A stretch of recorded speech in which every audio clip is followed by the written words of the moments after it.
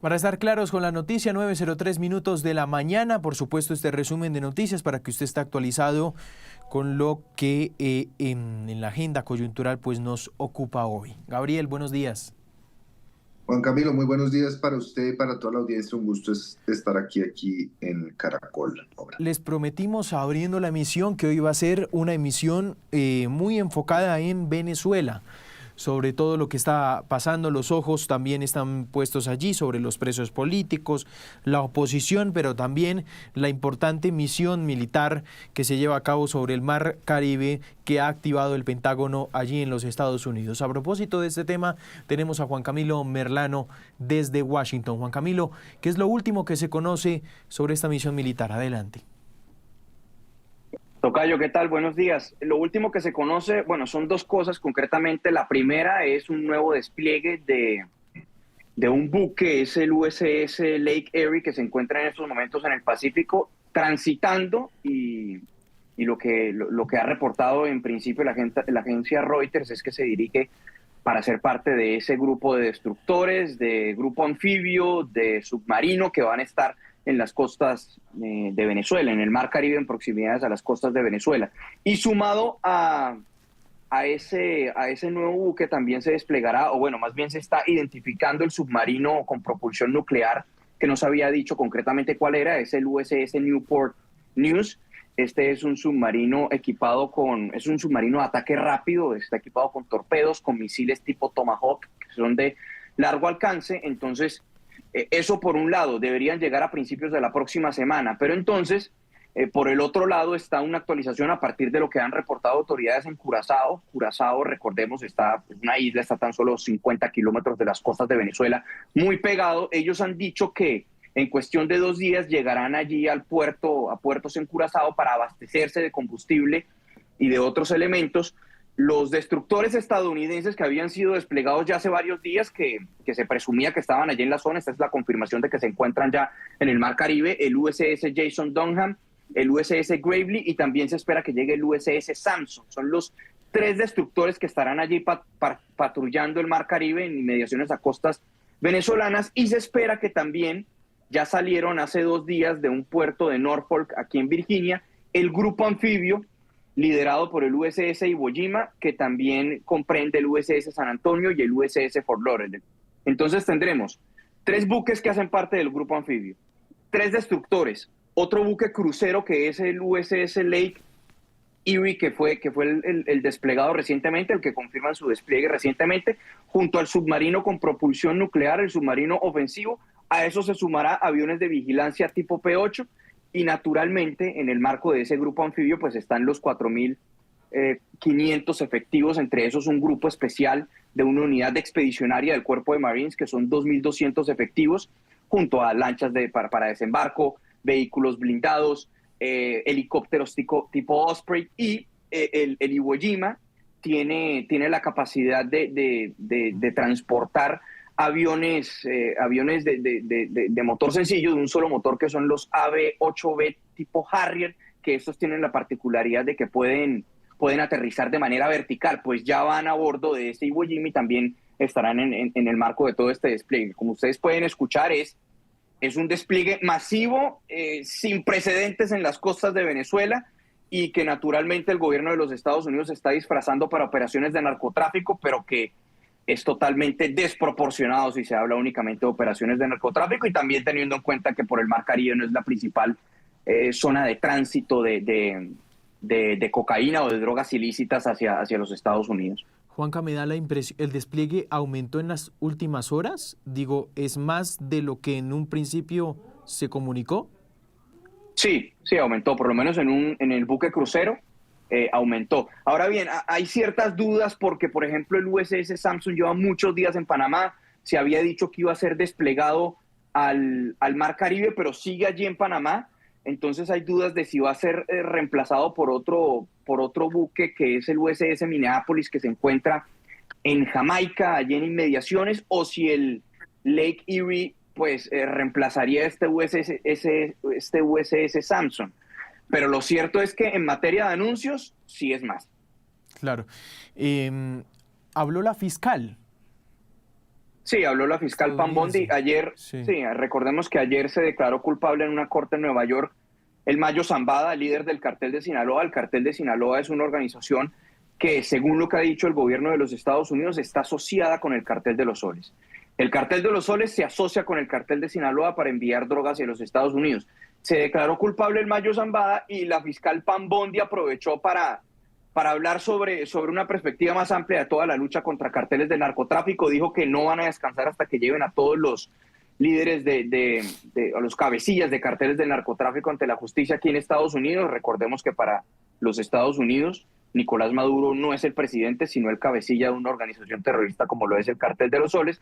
Y también reiteró algo que ya había dicho anteriormente, y es que estos criminales utilizan puentes aéreos, es que les pagan autoridades de otros países para poder transportar su droga hacia los Estados Unidos y que eso lo estarán investigando. Entonces, vemos en materia judicial que se fortalece el cerco y en materia militar también se fortalece. Y en materia política tenemos el respaldo de países en la región. Está Guyana, está Ecuador, está Paraguay, está Trinidad y Tobago, que dijo que prestaría su territorio a los Estados Unidos. Trinidad y Tobago también está muy cerca a territorio venezolano si lo requieren para adelantar alguna operación en contra del cartel de los soles. Entonces esto es por varios frentes. Claro. Juanca, ya para terminar, a propósito del tema político, me gustaría preguntarle si en Washington hay alguna reacción a lo que ha dicho el presidente Petro sobre el cartel de los soles. Voy a repasar el trino. Dijo, el cartel de los soles no existe, es la excusa ficticia de la extrema derecha para derribar gobiernos que no les obedecen. El paso de cocaína colombiana por Venezuela lo controla la Junta del Narcotráfico y sus capos viven en Europa y Oriente Medio. Le propuse a Estados Unidos y Venezuela que juntos destruyamos ese cartel. Es coordinar y no someter. El problema político de Venezuela se resuelve entre los venezolanos mismos y hablando y con más democracia, dice el presidente. Una Venezuela descarbonizada debe ser el propósito. La gran Colombia, potencia mundial de la vida y pilar esencial de la unidad latinoamericana y de la paz. ¿Sobre este trino hay alguna reacción allí? Sí, digamos que el más vocal hasta ahora ha sido el representante por la Florida, Carlos Jiménez, de Miami, quien ha citado el trino del presidente Petro para decirle que firmó su propia sentencia, sugiriendo que puede ser imputado por parte de autoridades en los Estados Unidos por colaborar primero por desconocer el cartel de los soles. Dijo que era gravísimo para el Congreso de los Estados Unidos, que eso no lo iban a perdonar. Y luego por unos comentarios de Diosdado Cabello, donde asegura que ha coordinado con el ejército colombiano para la llamada zona binacional y para movilizar tropas. Allí dijo Carlos Jiménez que podría haber una investigación o una imputación en contra del presidente Petro por colaborar en contra del cartel de los soles. Es una visión de un republicano. En el Congreso no toman decisiones en materia de imputación, eso le corresponde a la justicia de los Estados Unidos, pero es la línea republicana, es la línea trumpista, es la línea MAGA. Entonces son comentarios que también hay que tener la pista sobre ellos. Muy bien. Juan Camilo Merlano desde Washington. Juanca, déjeme ya para despedirlo preguntarle por un hecho curioso. ¿Es cierto que Trump sacó de una rueda de prensa a un periodista porque le timbró el teléfono del Salón Oval? Sí, yo no estaba en el Salón Oval, no sé si finalmente lo sacó, pero sí le dijo salte de la habitación. Le sonó un teléfono y el presidente Trump dijo, hola, ¿quién es? ¿Cómo estás? E inmediatamente con cara seria dijo, get out of the room, salte de la habitación. Ahora, no sé si realmente lo hayan sacado el periodista, no sé si fue un periodista el que le sonó el teléfono, pudo haber sido algún staffer, pero de que lo dijo, y lo dijo serio. Entonces, por cierto, Trump tiene nueva reunión de gabinete hoy, hay que estar atentos porque esas reuniones de gabinete, como hemos visto hasta ahora, es una mesa ovalada donde están todos los funcionarios del gabinete. Marco Rubio siempre está ahí al lado derecho de Trump. Rubio es el funcionario con más poder porque no solo es secretario de Estado, sino asesor de seguridad nacional, y cada uno hace una breve presentación de los hechos más relevantes. Vamos a ver qué tan relevante para ellos es este despliegue militar masivo y si tienen algún tipo de comentario al respecto. Bueno, tocayo, gracias. Claro que sí, muchas gracias.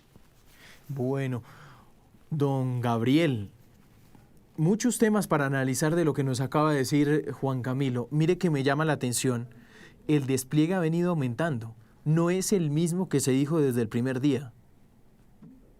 Así es, Juan Camilo, y la pregunta que queda detrás es ¿cuál es el interés que tiene Trump en este desplazamiento de capacidades militares? Varias pueden ser las respuestas. La primera y más obvia es, como efectivamente se ha anunciado, cortar el tráfico de estupefacientes que sale desde Venezuela por esa ruta del Caribe.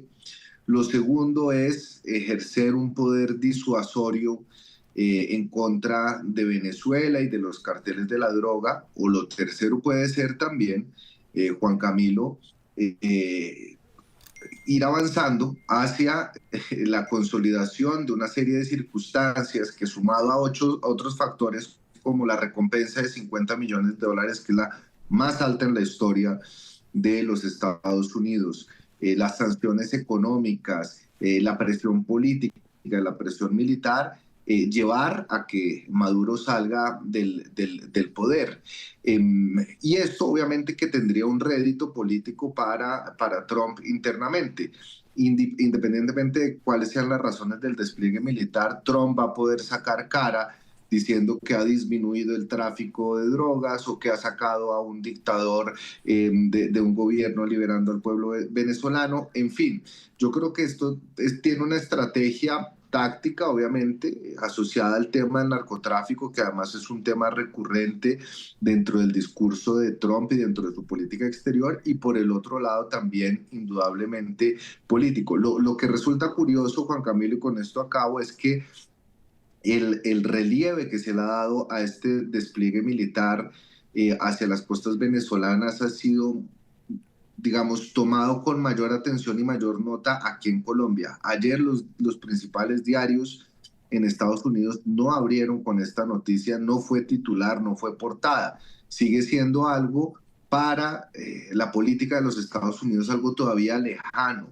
que no ha trascendido, digamos, dentro del top 3 de las prioridades políticas de dicho país. Claro, ese me parece una descripción muy válida. Don Eduardo, sobre este despliegue militar, una anotación que sí me gustaría hacer.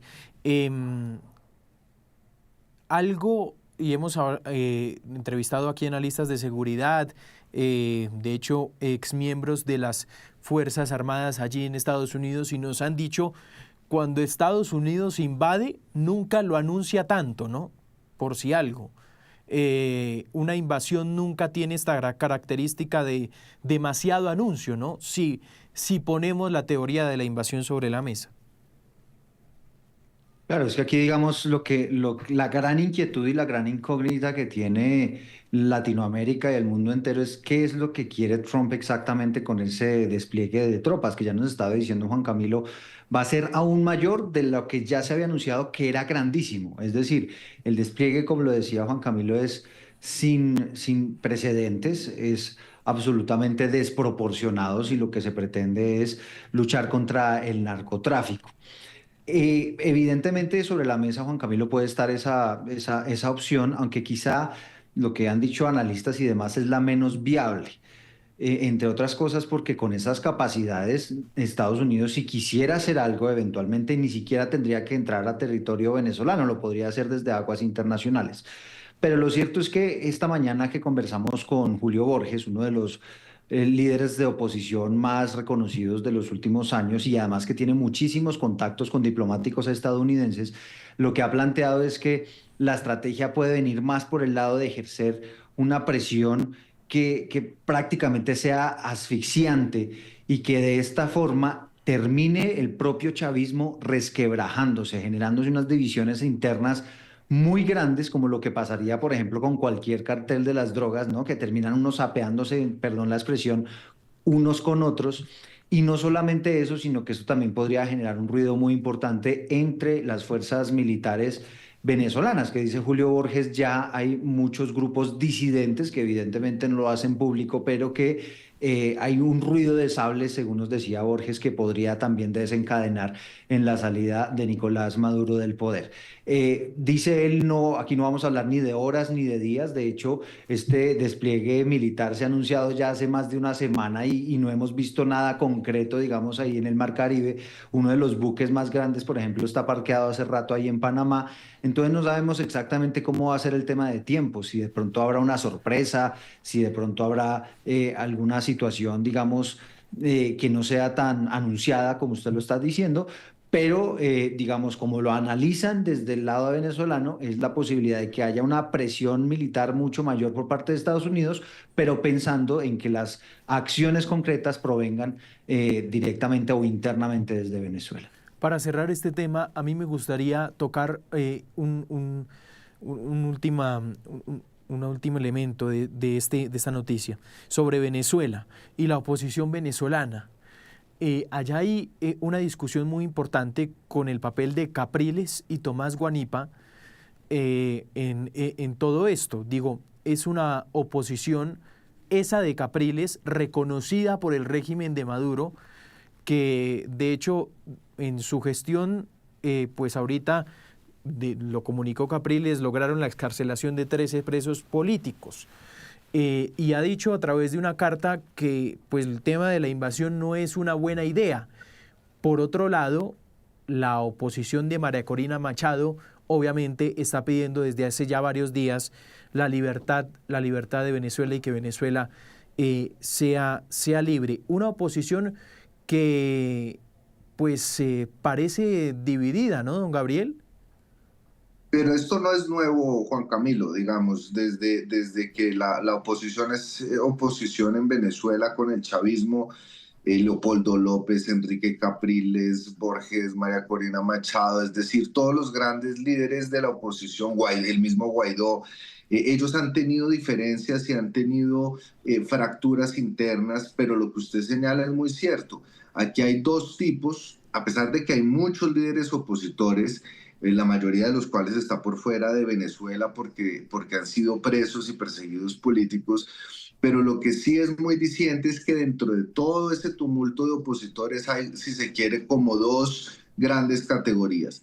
Los que hacen una oposición desde dentro del sistema, como puede ser Capriles, que fue elegido en las mismas elecciones pasadas que fueron consideradas un fraude y que tiene un tono quizás un poco más moderado, o la oposición ya, si se quiere, radical como la de María Corina Machado, que incluso llama a la desobediencia civil cuando hay estos programas de reclutamiento ciudadano, o que incluso insinúa que sería bueno para Venezuela una invasión de Estados Unidos. Son dos voces completamente distintas dentro de la misma facción de una oposición que ya desde hace años viene presentando fracturas y que no ha logrado esa unidad necesaria, además para hacerse contar, porque yo creo que hay más opositores que oficialistas en Venezuela, pero son demasiado variadas las voces dentro de la oposición venezolana.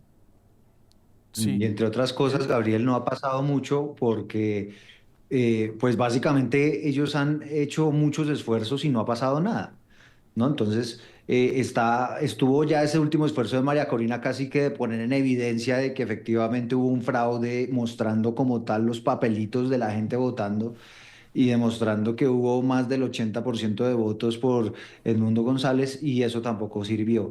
Entonces yo también lo que veo aquí es una oposición que, claro, que está dividida, pero que está por lo menos esperanzada en que están pasando cosas.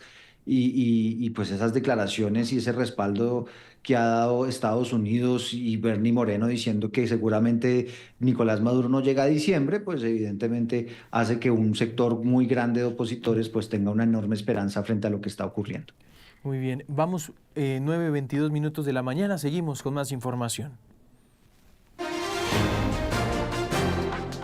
Mucha atención, que ya se está conociendo el documento, la ponencia final por parte del Consejo Nacional Electoral, que se presentará, ya fue radicada, perdón, donde pues se estipulan varias sanciones, se piden varias sanciones en contra de varios miembros de la campaña de Petro Presidente. Nicolás Rojas tiene el documento. Nicolás, adelante. Mire, Juan Camilo, básicamente un documento que va muy en sintonía a lo que estuvimos mencionando hace algunos instantes, datos relevantes, la violación en los topes electorales de la primera vuelta, según lo que señalan los magistrados investigadores, que son Álvaro Hernán Prada y Benjamín Ortiz, es por el orden en primera vuelta de 2.611 millones de pesos, y la violación en topes en segunda vuelta fue de 1.087 millones de pesos. ¿Cuáles son esos principales hallazgos que piden los magistrados o argumentan los magistrados mejor: donaciones irregulares de FECODE y la USO, gastos no reportados como el pago de testigos electorales, facturación de publicidad y recursos para la campaña de Senado, irregularidades en el reporte de los vuelos con la empresa de Sociedad Aérea de Ibagué SADI y fraccionamiento de pagos en el cierre de la campaña del Movistar Arena. ¿A quienes pide sancionar? Ricardo Roa Barragán, quien fue el gerente, Lucy Aide Mogollón, tesorera, Marilucy Soto, auditora, a la Colombia Humana y a la Unión Patriótica, con sanciones económicas. Es como más o menos los datos más relevantes de este documento, que recordemos tiene cerca de 600 páginas, en total 554. Sí, también veo, Nicolás, artículo 5, Movimiento Político Colombia Humana, ¿no? Sanciones, partido del político Unión Patriótica, dice de manera individual con multa equivalente a 583.785.441 pesos. Bueno, son más de 10 artículos donde al final en el resuelve están solicitando estas sanciones. Exactamente, Juan Camilo. Por ejemplo, aquí mire, financiación prohibida. Entre ellos 3 tendrán que pagar por el orden de 2.252 millones de pesos, precisamente por violar estos topes electorales. Y en segunda vuelta, pues dice que la financiación prohibida, la multa sería por el orden de 627 millones de pesos. Entonces dicen que toda esta plata tiene que reponerse. Déjeme buscar el artículo puntual de este documento. Usted entenderá, Juan Camilo, que son varias las páginas que estamos intentando traducir para todos nuestros televidentes, pero lo que señala es que todo esto irá a un fondo del Consejo Nacional Electoral, que precisamente ayudará para que se financie el Tribunal Electoral, pero también como para que sirva a modo de compensación este dinero, que según reporta hizo parte de los topes electorales. Ahora, lo que hay que señalar es que esta ponencia, este documento no menciona al presidente Gustavo Petro, o por lo menos en el tema de sanciones que pueda tener. Argumenta que su investigación está suspendida y que es rasero de la Comisión de Acusaciones. Estoy leyendo el artículo 6, el parágrafo, dice: dicha multa deberá ser descontada del monto de financiación estatal a favor del Fondo Nacional de Financiación de Partidos y Campañas Electorales en el siguiente desembolso, porque por concepto de funcionamiento le asigne el Consejo Nacional Electoral al Movimiento Político Colombia Humana y al Partido Político Unión Patriótica. Bueno, ahí está entonces. Sí. Sancionar son varias sanciones económicas. Juan Camilo, al Movimiento Unión Patriótica, dice que las sanciones por el orden de 583 millones de pesos.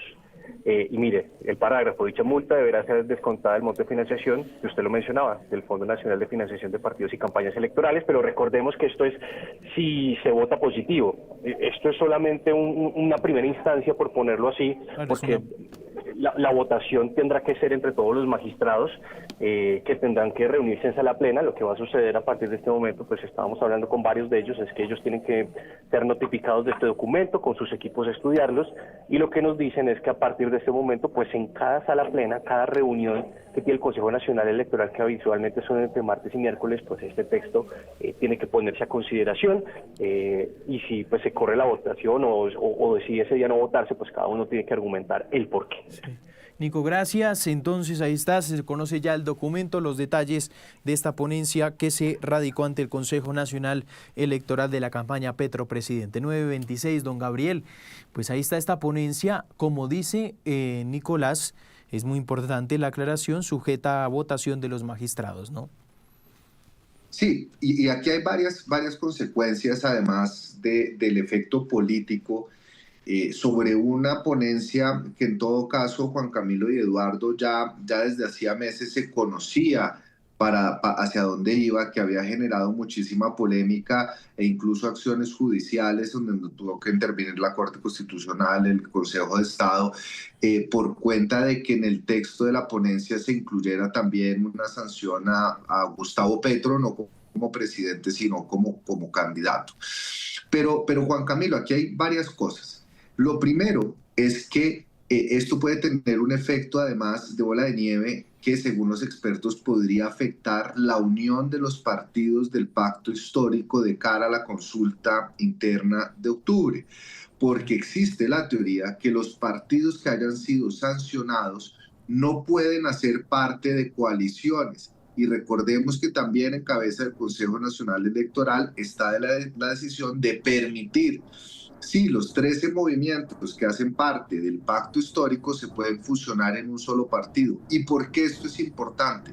Porque si no logran unirse en un solo partido, la izquierda llegaría fragmentada, no podría irse en coaliciones en las elecciones de Congreso y eso podría afectar por el tema de los umbrales el número de curules para la bancada del pacto histórico.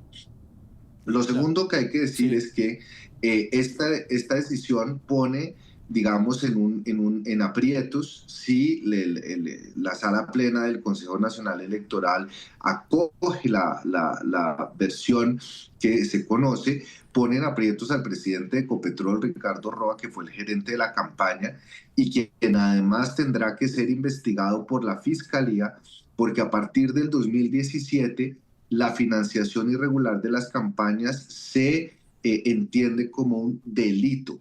Es por eso que también en el texto se le hace una compulsa de copias a la Fiscalía y se le hace una compulsa de copias también a la Comisión de Acusaciones de la Cámara de Representantes por estos mismos hechos para que investigue la posible responsabilidad penal del presidente como candidato de una campaña que habría supuestamente violado los topes y haberse financiado de manera irregular. Entonces, Juan Camilo, aquí va a haber un efecto en lo político, va a haber un efecto en lo jurídico y va a haber un efecto también de cara a la campaña y a la solidez del bloque de izquierda de cara al 2026. Sobre la ponencia, Edu. Sí, aquí digamos una de las grandes preguntas que uno se hace es qué va a pasar con el presidente Gustavo Petro. Recuerde usted que ya la Corte Constitucional pues había establecido que no podía él estar como persona natural, digamos, metido allí en estas investigaciones, que el Consejo Nacional Electoral efectivamente no era el competente para adelantarlas. Y aquí, digamos, lo que surge es qué va a pasar con él. Lo que se ha sabido es que el Consejo Nacional Electoral está elevando unas consultas a la misma Corte Constitucional para establecer qué puede hacer y si efectivamente se puede dar esa compulsa de copias a la Comisión de Acusación de la Cámara para que tenga en cuenta todas estas investigaciones que se han venido adelantando en el Consejo Nacional Electoral como parte de su acervo probatorio en caso de que eventualmente se abra algún tipo de enjuiciamiento al presidente Gustavo Petro, pero en la Comisión de Acusación de la Cámara, con base a esta información que ha venido investigando el Consejo Nacional Electoral. Clave hacer mucho énfasis, Juan Camilo, en el hecho de que estamos hablando simplemente de una ponencia, ¿no? Es decir, aquí hay una propuesta que hacen estos dos magistrados a el resto de sus compañeros, lo escriben, dicen, mire, encontramos que hay mérito y efectivamente en unas sesiones posteriores es donde el Consejo Nacional Electoral pues entra a evaluarla, a votarla y ahí es cuando se sabe si efectivamente todas estas sanciones de las que estamos hablando esta mañana entran o no en vigor. Edu, ya para terminar, materia política, Daniel Quintero anunció que se mete en la consulta del pacto con la venia del presidente. Sí, y creo que... Y en contra de muchos con los que va a compartir precandidatura, ¿no? Sí, porque creo yo, Juan Camilo, sí. que esta es quizá una de las noticias que, como ustedes dicen, patea al tablero en la izquierda. Es una noticia que se le debe dar dos lecturas. La primera es que este anuncio que está haciendo esta mañana Daniel Quintero ocurre después de una reunión con el presidente Gustavo Petro, lo que nos deja ver que efectivamente pues hay una especie de venia o de, como se le dice, aval del presidente Gustavo Petro a Daniel Quintero para que se adelanten esta candidatura dentro del pacto histórico, a pesar de que muchos sectores efectivamente se han venido oponiendo. Piense usted, por ejemplo, en Gustavo Bolívar o piense usted en el mismo Iván Cepeda. De hecho, acuérdese que Daniel Quintero también, cuando se anuncia la candidatura de Iván Cepeda, había pues puesto algunas inquietudes relacionadas con esa candidatura, hablando de un tipo de izquierda que él no compartía. Entonces, siento yo que aquí efectivamente pues esto puede generar enormes divisiones, pero también lo que queda claro es que ya Gustavo Petro destapa sus cartas y efectivamente se sinceran en el sentido de que ven efectivamente en Daniel Quintero como un candidato que puede ser muy fuerte y si me atreve a decirlo, esto sí ya es una percepción personal, podría ser inclusive más fuerte que Gustavo Bolívar y que Iván Cepeda y que el resto de los candidatos del pacto histórico. Si yo le hago esta pregunta a don Gabriel, ¿usted me responde sí o no? ¿Daniel Quintero es el candidato del presidente? Definitivamente sí, pero no, pero fíjese cómo son las cosas. Ayer en este mismo espacio decíamos, analizando la entrada de Iván Cepeda, que eso significaba también implícitamente la salida de Daniel Quintero de la consulta y después de la reunión con el presidente, Daniel Quintero, además yo no sé quién está tomando las decisiones de quién puede participar y quién no, porque además Daniel Quintero no hace parte del pacto histórico, su movimiento no hace parte del pacto histórico, entonces si no es con la venia del presidente, ¿cómo hace un precandidato para participar en una consulta donde los demás precandidatos al unísono no quieren que participe? Esto lo que indica es que ha habido una orden del líder natural del pacto histórico, que es el presidente Gustavo Petro, en el sentido de incluirlo sí o sí en esa consulta. Y el hecho de que esté insistiendo sí o sí en esa consulta tiene varias lecturas. Lo primero es que cree que puede ganar. Daniel Quintero tiene mejor financiación que el resto de los precandidatos, seguramente tiene más apoyo en ciertas regiones. Pero lo segundo es que la orden del presidente, si es que fue por orden del presidente de incluir a Daniel Quintero, es darle la espalda a los más leales petristas.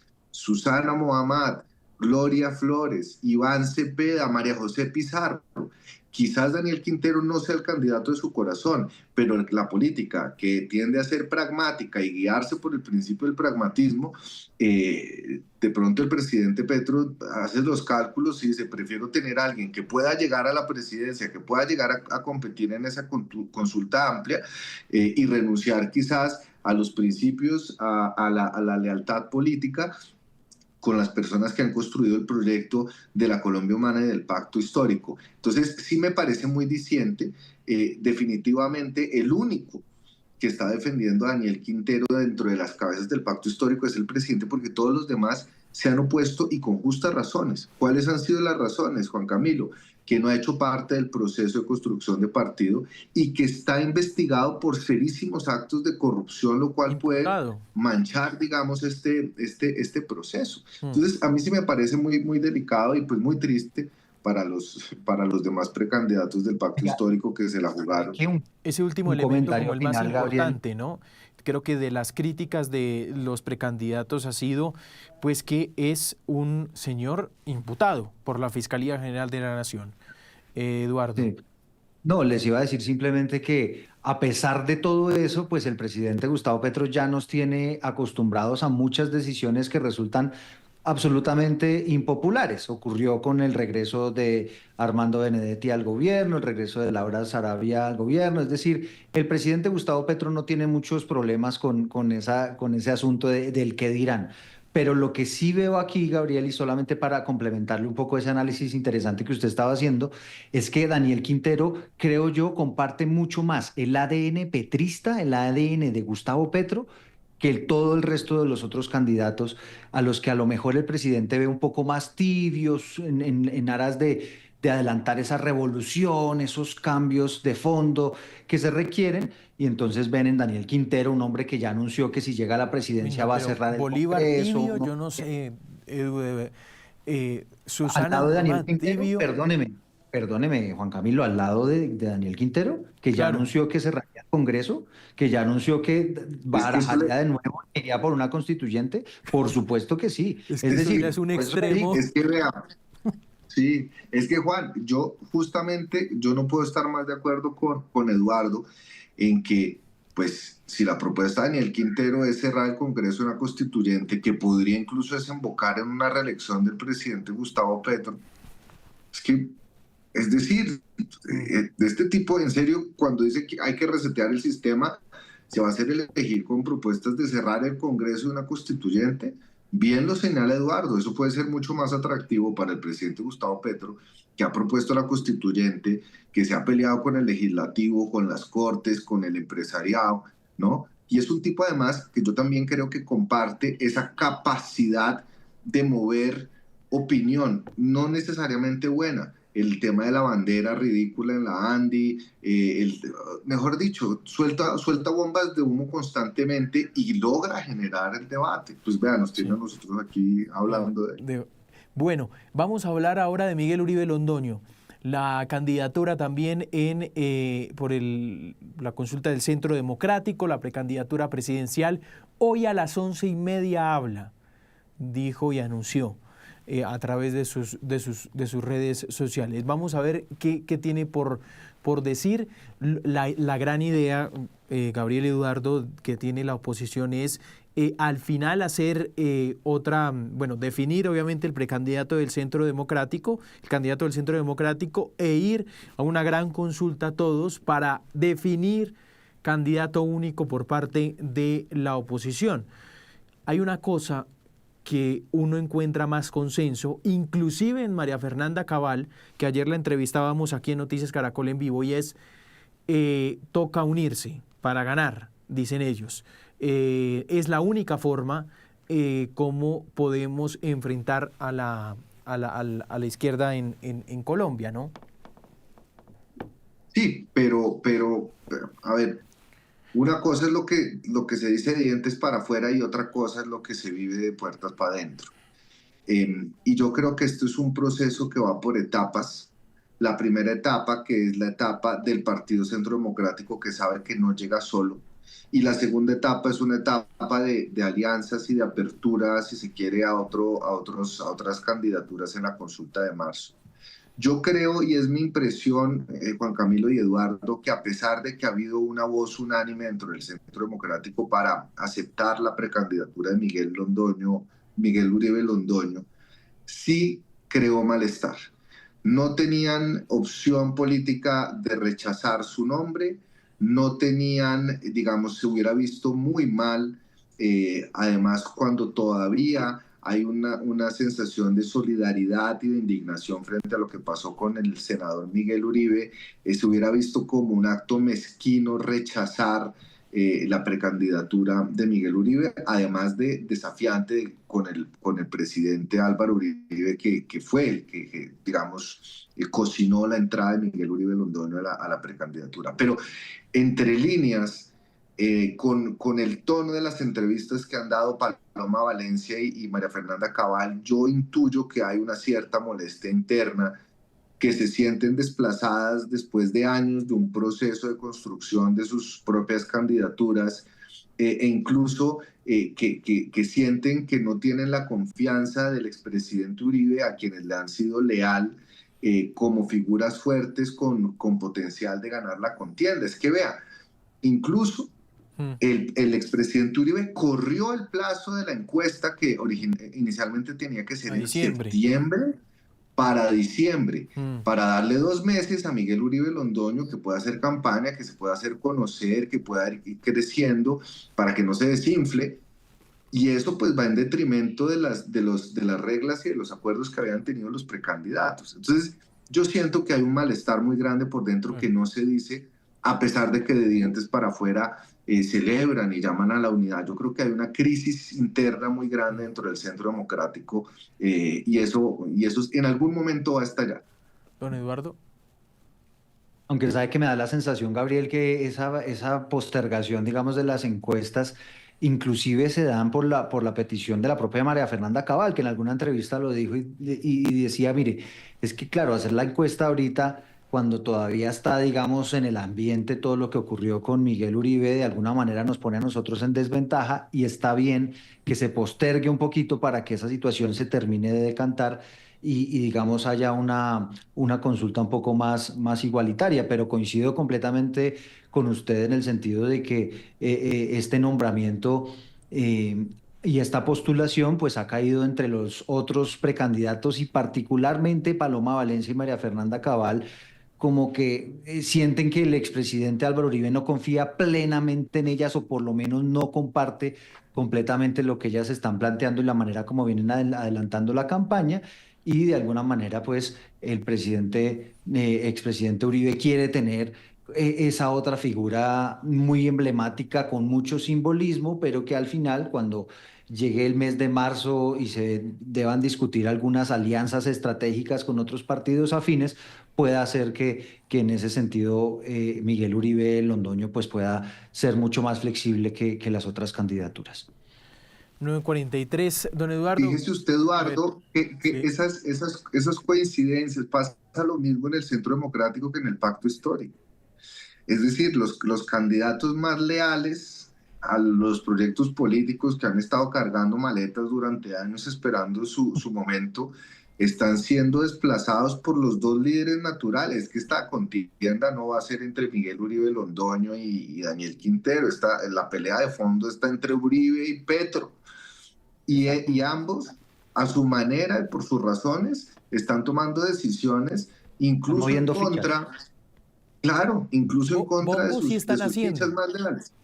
¿Qué? Bombo están haciendo con lo de Eso las sí. consultas al interior de los partidos. Y digo, el otro campo será el centro político para ver cómo se van moviendo también esas precandidaturas. Don Gabriel, gracias.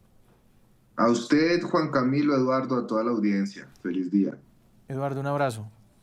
María Gabriela, Juan Camilo, un feliz día, chao.